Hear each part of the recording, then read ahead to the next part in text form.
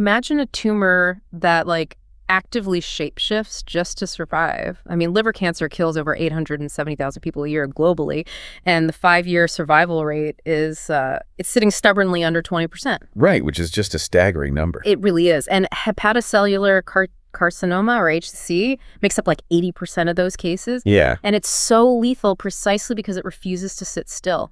When you look at an X-ray of a broken bone, you see a jagged line. It's binary. It's broken or it's not. Exactly. It's a very static image. Yeah, but when you step into the world of oncology, specifically HCC, that diagnostic clarity just vanishes.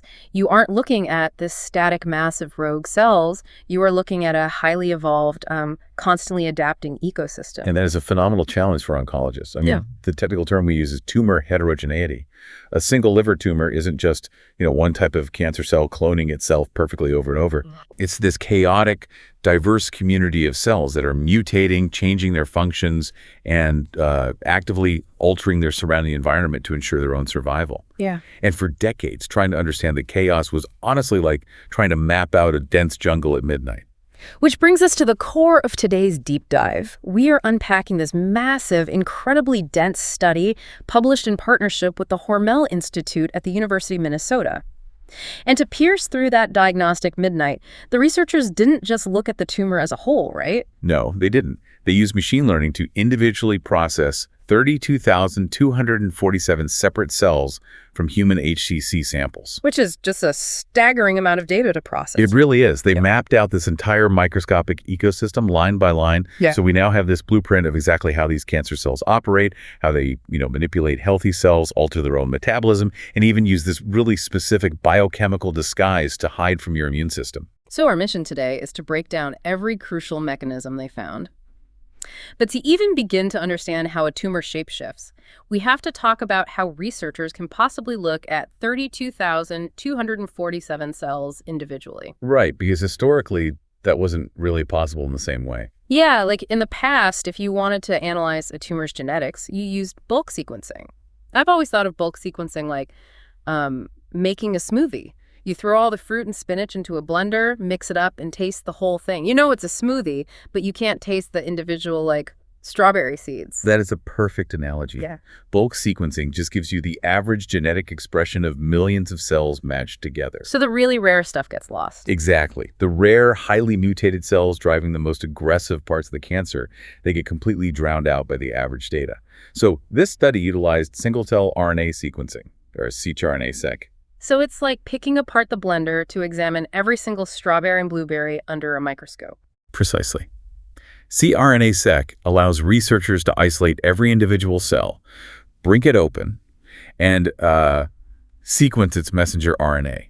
That tells us exactly which genes that specific cell is turning on or off at that exact moment. Wow. Yeah, and by doing this across tens of thousands of cells, the Hormel Institute researchers identified 8 major distinct cell types within the liver tumor environment. 8 different types in just a tumor. Yeah. You have the hepatocytes, which are the actual liver cells, but you also have fibroblasts, endothelial cells, and this whole array of immune cells like T cells, natural killer cells, B cells, plasma, myeloid, and MAST cells. The thing that completely caught me off guard in this data, though, was the ratio of those cells as the cancer progresses. Because you intuitively assume that as a tumor gets more advanced, moving to stage 4, it just becomes packed with more and more malignant cancer cells. Right, that's what most people think. But the data shows the exact opposite. As the tumor advances to late stages, the actual proportion of malignant hepatocytes shrinks compared to the early stages. It's such a brilliant counterintuitive finding. What this tells us is that advanced cancer isn't just about rogue cells multiplying. A successful advanced tumor acts more like a rogue organ. A rogue organ? That's a creepy way to think about it. It really is, but as it matures, it actively recruits and subjugates those other 7 healthy cell types. It needs the endothelial cells to build new blood vessels. It needs fibroblasts for structural scaffolding. It spends its energy remodeling its environment, not just dividing blindly. It's building infrastructure. But to figure out who the architects of that infrastructure are, the researchers zoomed in on just the malignant hepatocytes. And using machine learning, they found they could categorize these cancer cells into 5 distinct subpopulations, right? Yes, which they labeled C0 through C4. And these represent different functional states of the cancer, like C, C2, and C3 act as the baseline machinery. Okay, so early stage players. All right, C0, for example, heavily expresses the CYP2D6 gene, indicating it's focused on basic metabolism. C2 focuses on nuclear division, and C3 heavily expresses a gene called HULC, which ties into mitochondrial energy production. They're basically the starter engines. But the real troublemakers here are C1 and C4. Let's look at C1 first. So it's present early on, right? Yes. C1 is found in both early and advanced stages. It's marked by S1000A6 and characterized by high ribosomal functions. It also has elevated S100A11, which is linked to early inflammation, and it's driven by a transcription factor called PGAM2. Okay, we definitely need to remember PGM2 for later, but then there's C4, which is essentially the end game villain here. Absolutely. C4 is marked by S1000A9, and it's almost exclusively found in stage 4 advanced tumors. Genetically, it carries the highest copy number variation, or CNV burden. And CNV is just a measure of genetic mutations, right? Exactly. It's how many large chunks of the cell's DNA have been duplicated or deleted. So C4 is the most mutated, genetically chaotic cell in the mix. Wait, I'm stuck on something here. If C4 is this heavily mutated advanced cell, does a tumor just suddenly replace all its CM cells with C4 cells overnight? Like, how does it get there? No, it's not a sudden jump at all. It's a transcriptomic evolution. The researchers used algorithms called Monocle 2 and Slingshot to perform trajectory analysis. Trajectory analysis. Yeah, conceptually, these programs look at subtle shifts in gene expression across thousands of cells to map out a family tree. They found that tumors undergo lineage transitions. Ah, so they evolve. Right. C1 acts as the early driver, but C4 is this pivotal intermediate population. Over time, C1 cells slowly alter their gene expression, accumulate mutations, and essentially become that chaotic C4 population to drive late-stage progression. Okay, before we dive into how they do that, let's just do a quick recap for you listening. So far, we've covered cRNA-seq, which lets us look at individual cells. We learned about the 8 different cell types in the tumor microenvironment and the 5 stages of malignant hepatocytes from the early baseline CO up to the endgame C4. Exactly, a constantly shifting ecosystem. So here's a question for you to think about. Think about how cancer shapeshifts. If you could somehow trap a tumor in that C0 stage before it evolves into C4, how would that fundamentally change the way we treat the disease? That's the million-dollar question in oncology right now. Right. Okay, so let's get back into it. As these cells are evolving from C1 to C4, they aren't just sitting there quietly. The researchers used another algorithm called CellChat to map out how they communicate. Yeah, these subpopulations don't exist in a vacuum. They actively remodel their environment using specific signaling pathways. Like a corrupt mayor handing out bribes. That is a very accurate way to look at it.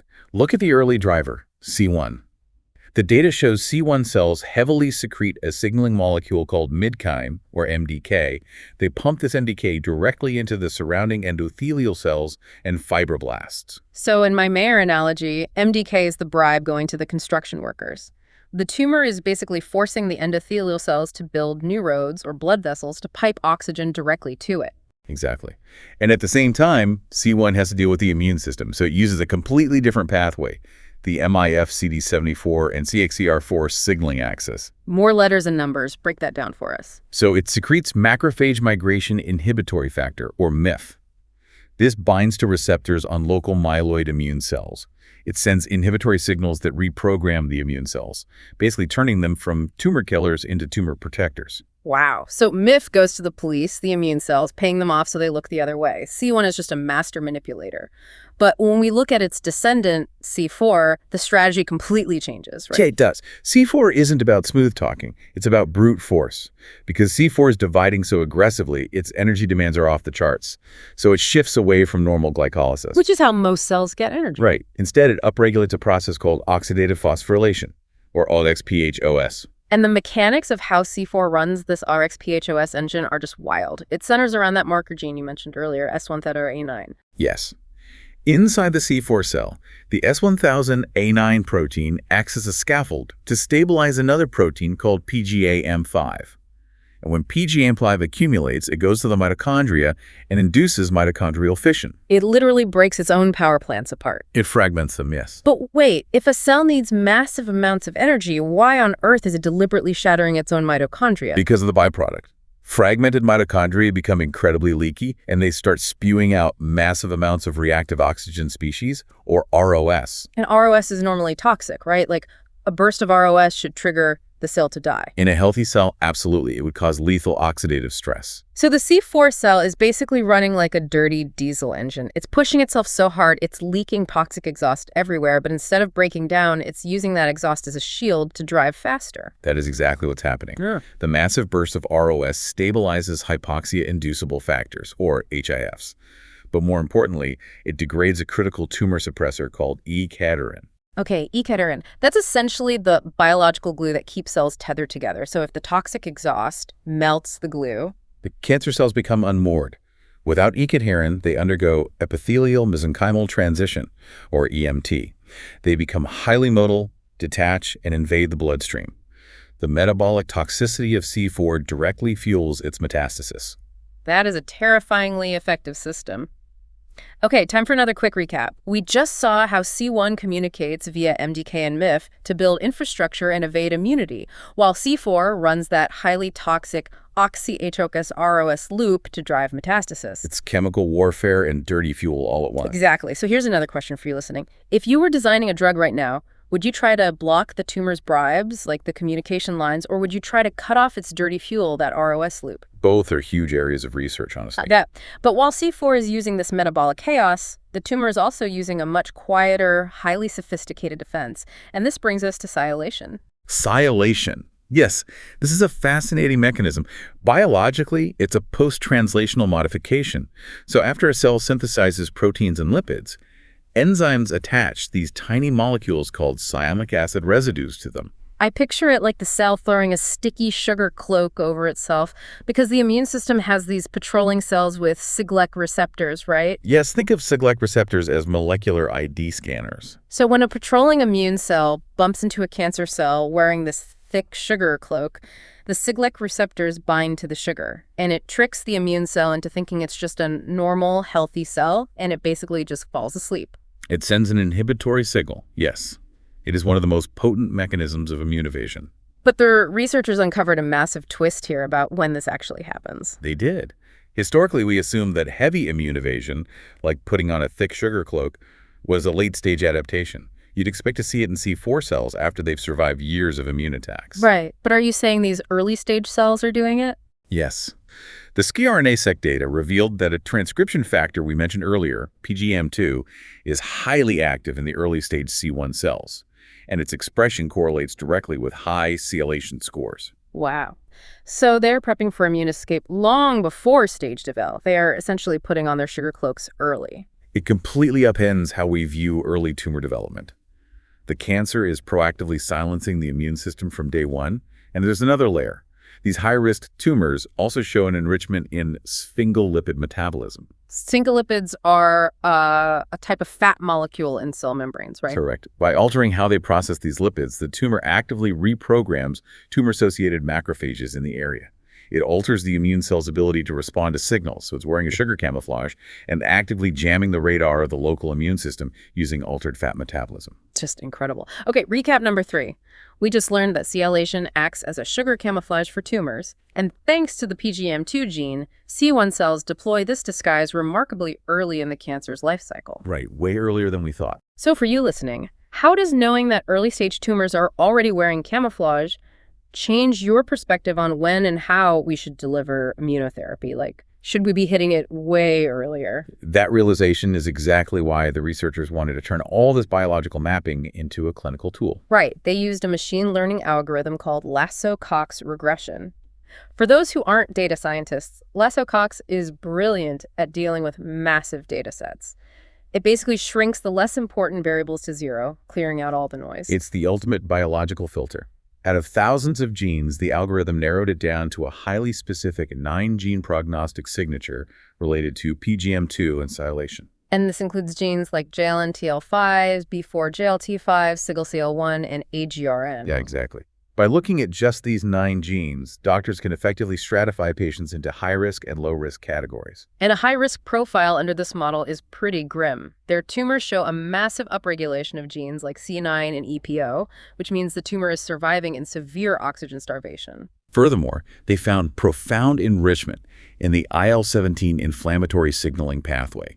So the microenvironment is flooded with chronic inflammation, packed with immunosuppressive regulatory T cells, or TREGs, and severely lacking active anti-tumor cells. It's an environment engineered for chemotherapy to fail. I mean, the model even showed these high-risk tumors respond poorly to 12 different common chemo agents. Which is bleak, but the researchers took it a step further. They didn't just stop at computer modeling. They took one of those 9 genes, AGRN, into a physical lab to test on actual HCC cell lines, specifically Hep3b and high H6. Because they wanted to know if AGRN was just a thermometer telling us the room is hot, or a thermostat actually controlling the furnace. That is a great analogy. To find out, they used small interfering RNA, or siRNA, to perform a knockdown. They silenced the AGRN gene in these living cancer cells to see what would happen. And what happened? The results were immediate. Cell proliferation plummeted, migration and invasion practically halted, and most crucially, apoptosis, or cell death, spiked significantly. So AGRN is definitely a thermostat. It's a potent oncoprotein. But how does it actually drive the aggression? It works by activating the NOTCH1 pathway, which is a major driver for tissue invasion. And, based on cross-cancer data, AGRN potentially acts as a stabilizing scaffold for PD-L1. And PD-L1 is an immune checkpoint protein. When it binds to a T cell, it sends a kill switch signal. So if AGRN stabilizes PD-L1, silencing it strips away the tumor's immune defenses. Exactly. Okay, final recap. We covered the 9-gene risk model, the bleak high-risk microenvironment, and how neutralizing just one gene, AGRN, severely crippled the cancer cells in the lab. So, listener, do you think the future of cancer treatment lies in predicting the risk with these 9 genes, or in directly destroying targets like AGRN? I mean, ideally, both will play a huge role in the future of clinical care. Definitely. When you zoom out and look at this entire 32,000 cell picture, it's terrifying because it's an evolving ecosystem. It moves from C1's quiet communication to C4's explosive ROS-fueled metastasis, all while hiding under a sugar cloak. It's a masterclass in biological deception. It really is.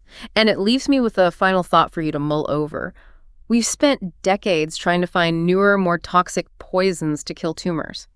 But if cancer survives by throwing a sticky sugar cloak over itself to trick the immune system, what if the future of oncology isn't a better poison?